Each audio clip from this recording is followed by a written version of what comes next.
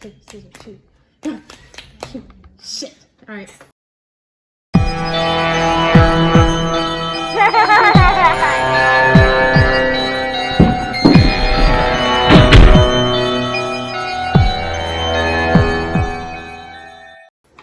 Okay, so this is Creeps and Crimes with Andy and Sky. Dun-dun-dun-dun-dun. Yeah. Okay, I'm gonna go first today. Obviously, because she won It's rock, paper, Friday. scissors.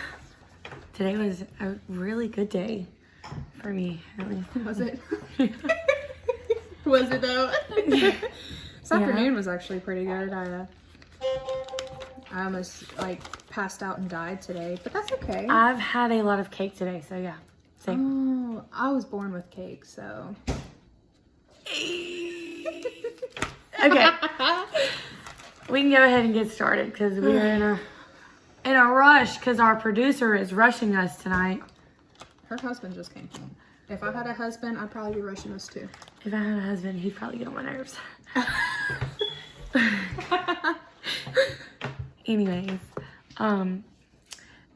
so I'm gonna go ahead and start with the most haunted house in America, which is the Whaley house. Whaley. Said to be the most haunted house in America. And it is in San Diego, California. The Life magazine is the one who said it was the most haunted house in America. Right, because magazines are where it's at, Life especially. It was built in 1857 by Thomas Whaley and his family, and it's built on a graveyard, which is really so it used to be like a graveyard and Why do burial people site. think that that's a smart idea? What I want to know That's just asking to be haunted. is what they did with like the tombstones and stuff. If it I'm was a pretty sure, you know, graveyard. my school that I went to was actually built on top of a graveyard, and you know what they did? They just moved the tombstones and left the coffins Well, where they I'm were sure at. that that's probably what they did here. I'm just saying, that's asking for trouble right there. Yeah. So, okay. Anyways,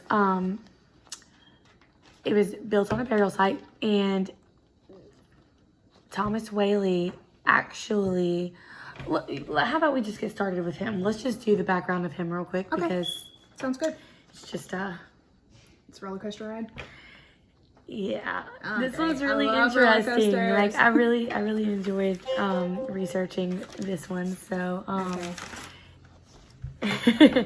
anyways, he was born in 1823.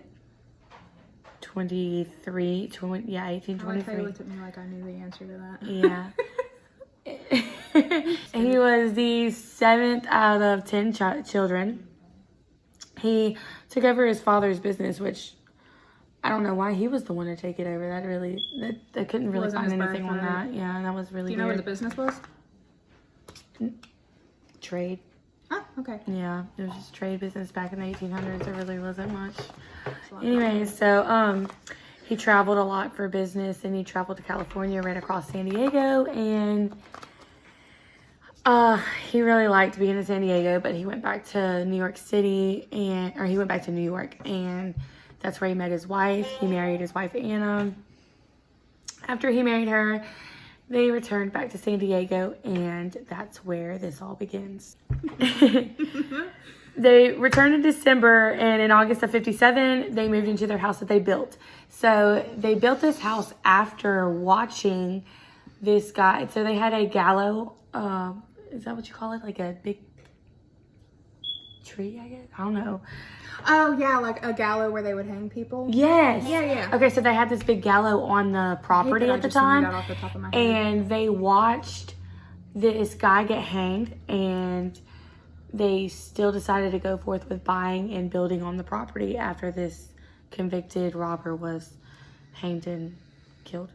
And Could you imagine So- having guests over and you're just like, and that is the tree where this guy was hanged, and that's what sold us on the property. yeah. You think that's how they told the story? I'm sure not. I mean, it was a really weird looking house. Like, if you look at pictures of it, I really don't care for it, to be honest. I don't I really think care I've for seen the pictures of it. Isn't it like a square 2-story? Yeah, Oh, I don't really like it. Anyways, they had 6 kids together. They had Francis, Thomas Jr., Anna, George, Violet, and Kareem. Thomas Jr. died at 18 months old, which is their second born, and that he died in the house. He suffered from scarlet fever. He had scarlet fever. So, and then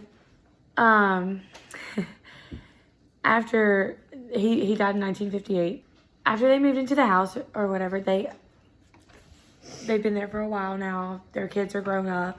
So their fifth child, her name is Violet. She got engaged. When she got engaged, the guy that she got engaged to thought that he was going to inherit a bunch of money because their family apparently had a bunch of money. So he thought he was going to inherit a bunch of money, didn't get any money, and left her. Well, yeah, she was like married and everything. He was a gold digger. He was a gold. He was a basic white chick. He was. He was not a. Yeah, he was.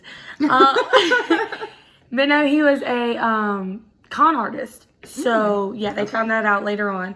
Once they found that out, you know, they went through a divorce. They were already married. They went through a divorce. Well, she was very, very upset with it. She was shunned away. Like, yeah, because at that time, if you didn't have, you know, a husband, like women couldn't own that. Right. And if like you were divorced, then she was you the were, shame like, of the family yeah, at the you time. were used. Yeah. So she was she went through it rough. She was really depressed. She could not deal with all the shame that the town put her through, I guess. Like, they put her through a lot of stuff. So because then she was like, women were already less, and a divorced woman was just nothing. You know? Right. So she could not deal with that, and she shot herself. Oh shit. Yeah.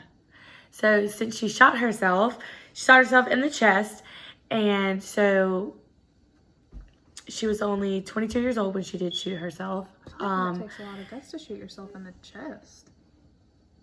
Like, I feel like it takes a lot of guts to shoot yourself in general. Yeah, but like, I would want to go for like the instinct, you know, not like selfish.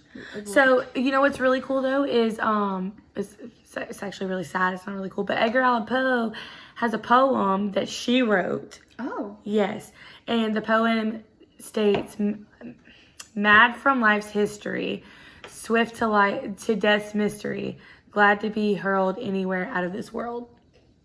That was the poem Edgar Allan Poe did that. So, the youngest daughter moved back home, and she is the one who she actually stayed in it up until like the 1950s. There was a lot of deaths in that house. The owners, Thomas and Anna, they died in the house. Of course, they died later on than their kids did. They had 2 children die in the house. They finally after the youngest one got rid of the house, they turned it into a museum. Do you have a question? No. You leaned in like you had. Yeah, because when I'm supposed to speak up and talk, I gotta get a little closer. Yeah, because we have our headphones in. Yeah.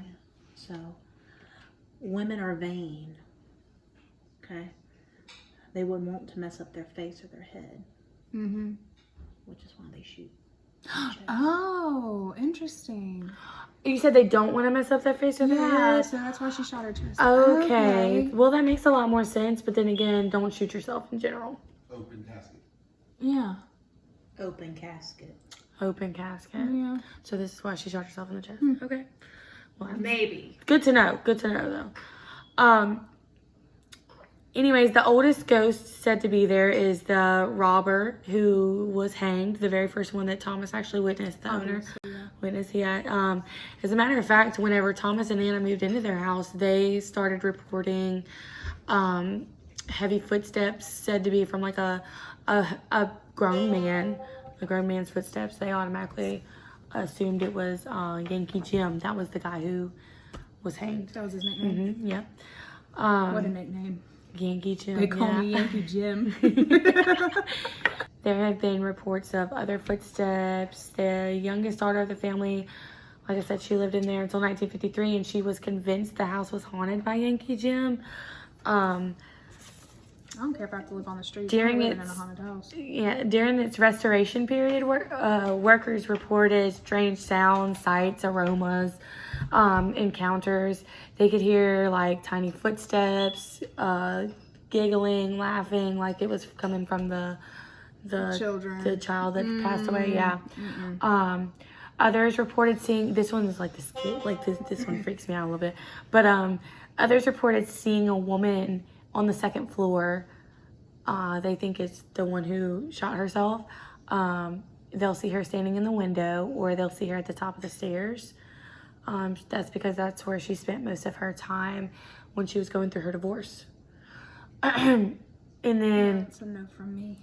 areas like on the second floor become cold randomly in random spots. And she'll mess with the curtains on the second floor. So like after they'll shut down the museum or the building or whatever it is now, which now I think it's permanently closed. I think they do ghost tours now, if I'm not mistaken. Oh, okay. But what they'll do is, or like after they shut it down, people have reported seeing like the windows, the curtains in the windows, like opening and shutting and like moving around. They've reported seeing lights go on and off. And I stuff just like have to that. say, if I'm staying in a house and it's haunted, if you leave me alone, that's okay. But if I'm sleeping and you open up the curtains and it's daytime and you wake me up, I'm cleansing the house. Like, I'm getting rid of you. Did you like your sleep? I don't care if you're dead or not. You get eternal sleep. I don't. Yeah. Well, I don't know if they're just like running around haunting the house. They're not asleep?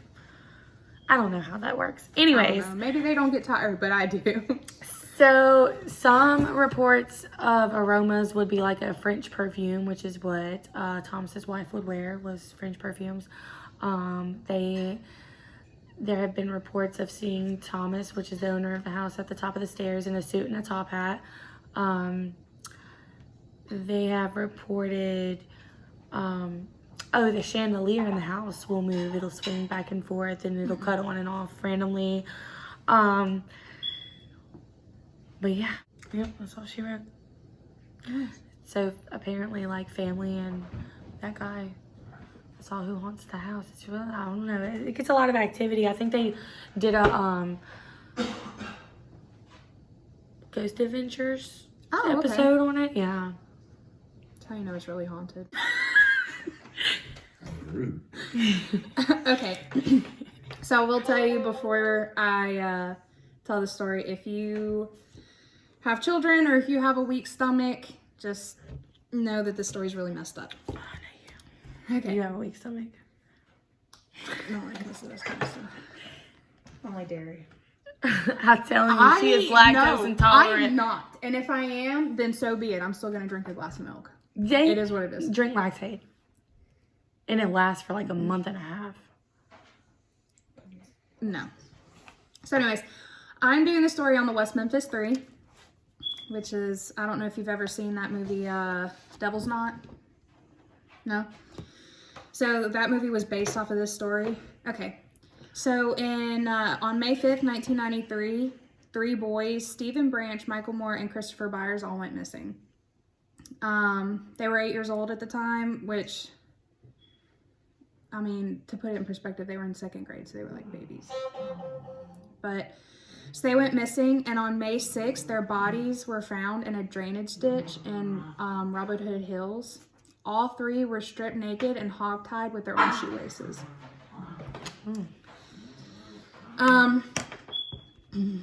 Yeah, it gets more messed up. So Damian Eccles, Jason Baldwin, and Jesse Miss Kelly Jr. were all charged with murdering the 3 boys 3 months later. When did this take place? In 1993. Okay. Yeah, so 3 months later. 2 of them were sentenced to life in prison, and the 3rd was actually given the death sentence. But in 2011, they agreed to an Alford plea, which I had never heard of until I started looking into this. Basically, the Alford plea allows them to proclaim their innocence while admitting that the prosecution had enough evidence on them to convict them. And they were released. So They were released? They were released. Okay. Trust me, your tune will change, I promise. So Stevie's mom, Pamela Hicks, said the last time she spoke to her son on May 5th, he had actually asked to go take a bike ride with his friends. John Myers, Christopher's father, reported the boys missing to the West Memphis PD at 8 p.m. that night. The authorities launched an extensive search the next day for the boys where they were last seen playing, which was a really wooded area. It was around I-40. It was like hundreds of acres of just woods, and that was the Robin Hood Hills. The bodies were found that afternoon. Christopher's cause of death was multiple injuries, and his genitals were actually mutilated. So like they were cut off? It doesn't go into detail. It just says that they were severely mutilated. Michael and Stevie they had multiple injuries, but it also showed that they drowned. So they're not really sure exactly what happened. If they're not sure. Christopher also had a fractured skull on top of his mutilated genitals. So he was basically beaten. Yeah. Okay. I'm assuming he probably went first. Maybe they just... So I don't know. I don't know. So is this like still a mystery since the other two drowned? They all died. All three of them. Well, I know that. I'm saying like, is the other two's death still a mystery? No, they died from drowning and multiple injuries. Oh. Yeah. Investigators zeroed in on 18-year-old high school dropout Damian Eccles. He stood out in his conservative small town because he lived in a trailer park. He wore all black. He listened to heavy metal music, and he liked horror and science fiction. So he was like an outcast. That's the only thing they had on him? Was just that he was Yeah, weird? basically, because they were in the Bible Belt and they thought he was part of the occult. Oh. Yeah. Okay. He also studied Wicca, which is part of paganism and witchcraft. So that's part of why they believe that he was part of the occult. High school teacher Jim Ferguson actually said that he was like some Wiccan cult member. Are you talking about? Or some wacko cult member. Yeah. So, gotta love high school teachers, right? They can be just as mean as students. Yeah. So they basically just stereotyped him? Mm-hmm. Oh, nice. Yeah, but not only him, his two friends, Jason Baldwin, who was 16 at the time, actually got wrapped up in the investigation, basically because he was friends with Damien. And he also liked all the same things that Damien liked. So they were all part of the occult, apparently. He was also known for getting into fist fights and trouble around town. So they really stereotype the kids. Jesse Miskelly was brought in for questioning on June 3rd, 1993, and was held for 12 hours, during which he waived his rights to a lawyer and eventually confessed to being involved with the murders. And he also implicated his friends, Baldwin and Eccles. Meaning like he snitched on him? Basically, yeah. Oh, snitches get stitches. Is he the one that got the death penalty? It doesn't really, just hold on. Okay. I'm getting ahead of myself. Yeah, you are. However, his confession had too many factual errors.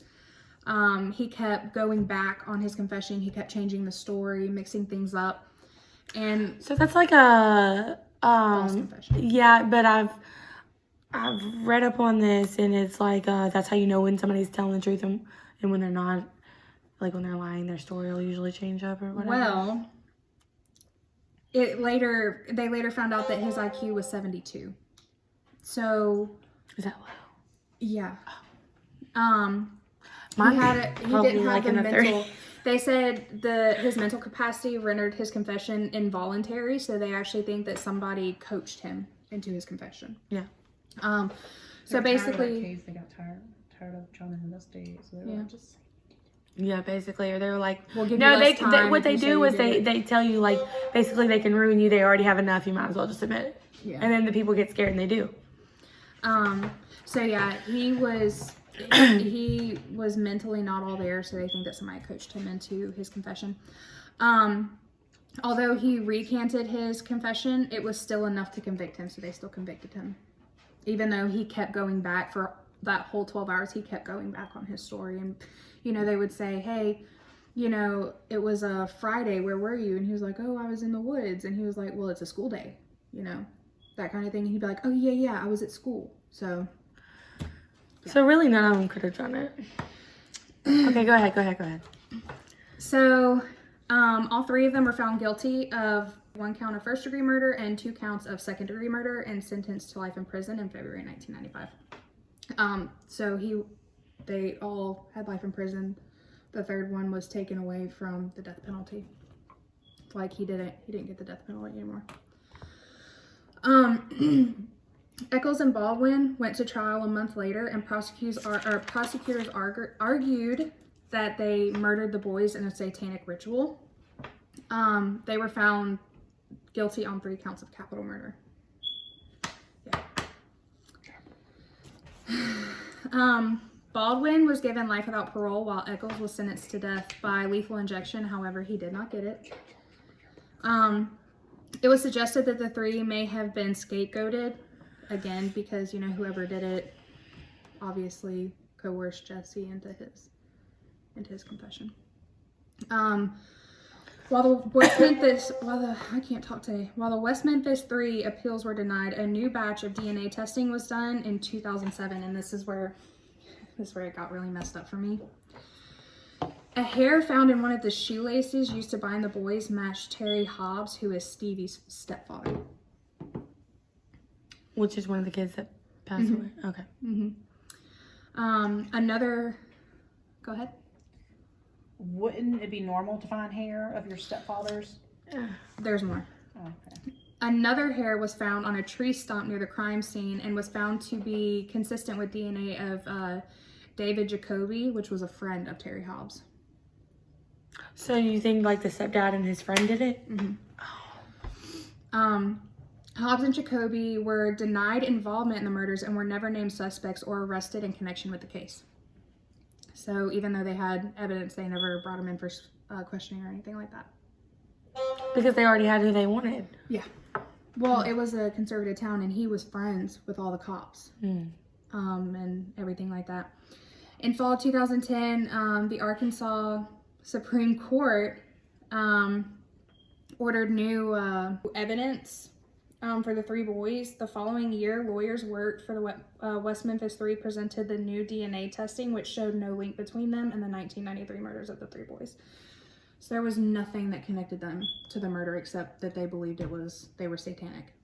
So they spent like what, 10 years in more prison. than 10? Or was it just 10? No, it was more than like 10. 14. Yeah. 14, something like that. They lost 14 years just because people thought they killed him. No, it had to have been 23, something like that. Yeah, 22 years in prison. All 3 pled guilty to first and second degree murder while proclaiming their innocence. And Eccles actually said, I am innocent, as are Jason and Jesse, but I made the decision because I did not want to spend another day of my life behind those bars. I want to live and continue to fight for our innocence. Sometimes justice is neither pretty nor is it perfect, but it was important to take the opportunity to be free. So, a few other things that happened.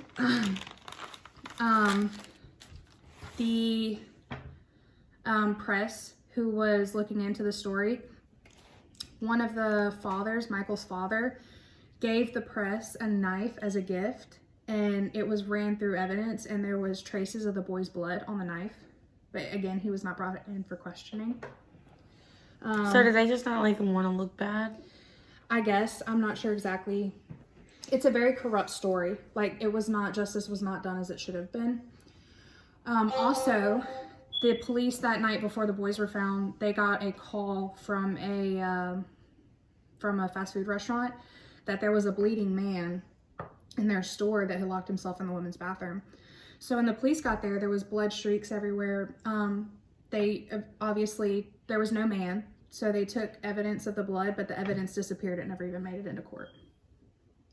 And the men that described him said that his pants legs up to his knee were muddy and wet. So they believe that whoever he was, he might have been involved and ran. So nobody knows what happened. A lot of evidence disappeared. Nobody that should have been questioned was ever questioned, and they still to this day don't know who did it. And later, actually, I forgot about this part too. I feel like we know who did it though. Yeah.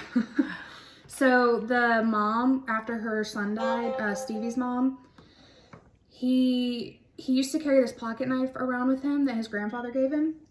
He never went anywhere without it. And after he died, she was looking in the attic and found this box. And in it, it was her husband's box, and in it was Stevie's pocket knife.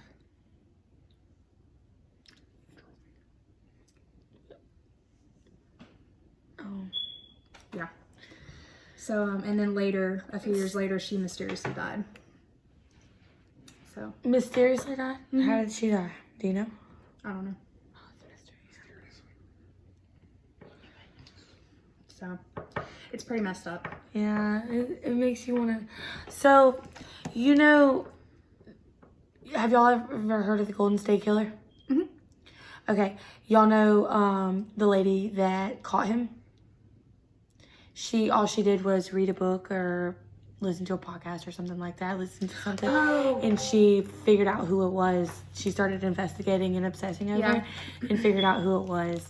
So this story, I've always wanted to share this story because it's been something that I've always been interested in. With all I the feel like evidence, they should bring it back to life. exactly. Like bring it, you know? With all the evidence that they have on these people, you know, like they have actual DNA evidence and did not bring those people in. They just convicted the boys, even though they had no DNA evidence, they had no connections to the case at all. They still brought them in because. So the guys who were convicted of it, they're released now. They're out now. Damien Eccles actually wrote a book. Let me see if I can find the name. He's released several books. His most recent was High Magic: A Guide to Spiritual Practices That Saved My Life on Death Row. And So he now is he lives in New Wiccan? York City. Is he Wiccan?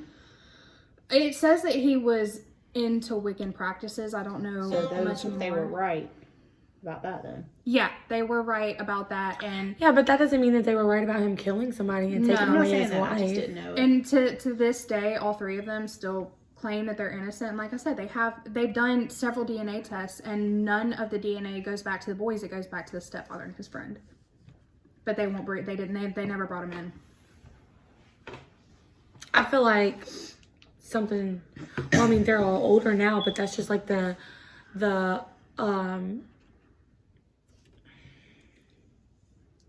Have y'all ever seen Ghost of Mississippi? No, but I've heard of it. Yeah, that's like just like that. They reopened that case, and then later on, this man was older and still got convicted of killing Yeah. people from back in like the 1950s and 60s, but he got convicted in the 90s because they brought it back. Where'd to that life. take place at? In West Memphis. Mississippi. Oh, West this one. Yeah, and I'm sure there's more to the story that I didn't get, but with his, I mean, it's short, but it's really messed up. Like, there's a lot of things. These boys never got justice. I mean, who has it in them to strip kids, hog tie them, and kill them? Well, like torture the first one, but just Cult members. how did the other two drown? Where did they drown? They drowned in the lake. Oh, did you say that? No. Yeah, that's why the person at the restaurant had muddy legs, because there was running water. Yeah, they found them in a drainage ditch. Yeah, you can drown in 2 inches of water. Oh, so what they probably did was they probably just put them face down in it. Well, drainage ditches don't always have to be. No, but it could have been with water, and that's probably how they drowned. Well, that's how most people drown is with water. So it could have been filled with water. They could have just hog-tied them and laid them face down in it, Yeah. and they wouldn't have been able to breathe. Well, with all the So it was the one with the low IQ that was making the statements of he wanted justice, because that's not the statement of somebody with a low IQ, unless it was written for him. right, he was exactly. coerced. That's what they're saying. That's what they said is that. No, I'm his- talking about once he was released. Or Oh no. Eccles. One of the other ones did. Eccles was the first one. He was the one that they suspected was the cult member. He was the one that wrote the book. Yeah, Jesse Miss Kelly was the Yeah. one with the low IQ that they thought maybe was coerced into his. because I think the standard IQ is like 90 to 105 or something. Mm-hmm. So to be in the 70s, you would literally be classified as mentally retarded. Mm-hmm. And he was. That's how he was classified. but they still convicted him It anyway. makes me want to see what my IQ is because I feel like it's like on the lower side Probably in the 70s. of the 80s. And they say whenever Don't flatter yourself. whenever you get angry, your IQ drops by about 25 points. Yeah, because then you're going on. You don't think when you're angry. You do. Well, that's why you don't emotionally. think. That's why you don't think, because the hormones and the stuff released literally drops your IQ level. That's why Brandon doesn't think with emotion. I'm sorry, that's why Big Daddy D doesn't. Big Daddy. Did she just say that? It's almost as if she knows. Oh my. You're one lucky woman. What am I missing? I don't know. I missed the meeting that y'all had. Apparently I did too. Apparently a lot. Well, don't ever call me to those meetings. I don't want to come. So, yeah, that is the story of the West Memphis 3, and hopefully one day these kids will get justice. Yeah. Maybe if people see this video, they'll be like, hey, I need a Cold Case Files, Netflix. Open that one back up.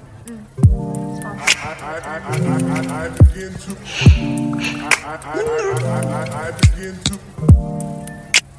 to